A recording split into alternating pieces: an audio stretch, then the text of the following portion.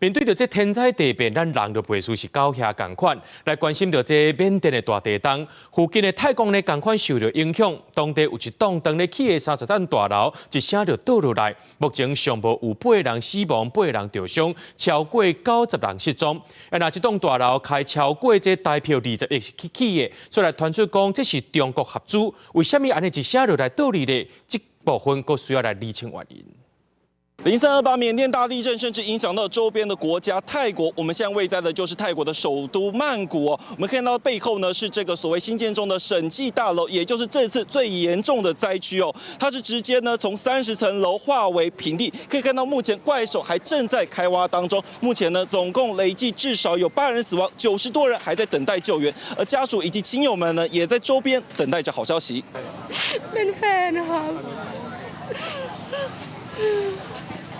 ยังติดต่อไม่ได้เลยค่ะอยาก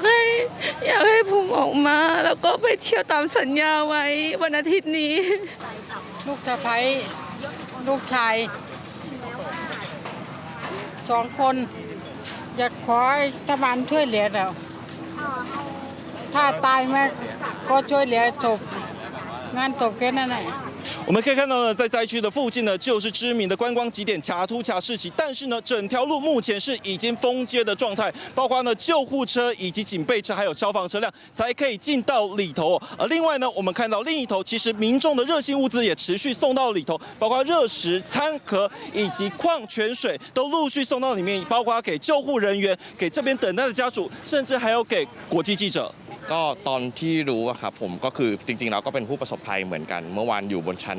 44ของที่ตึกทีวันนะครับในหลายๆเหตุการณ์ของเมืองไทยอะครับเวลาที่เรามีวิกฤตการณ์อะไรต่างๆครับเราก็จะแสดงความร่วมมือกับความร่วมใจอยู่แล้วอะไรเงี้ยฮะไม่ว่าจะเป็นภาคส่วนของเอกชนหรือว่าภาคส่วนของคนทั่วๆไปเงี้ยเราก็จะเห็นกัน倒塌的大楼被揭露是由中国中铁时局来合资建造，去年4月甚至才进行封顶仪式，更号称是 SRC 的结构建造。不过呢，究竟为何会倒塌，还有待官方进一步调查厘清。以上是公视新闻吕建云、陈宏毅在泰国曼谷的采访报道。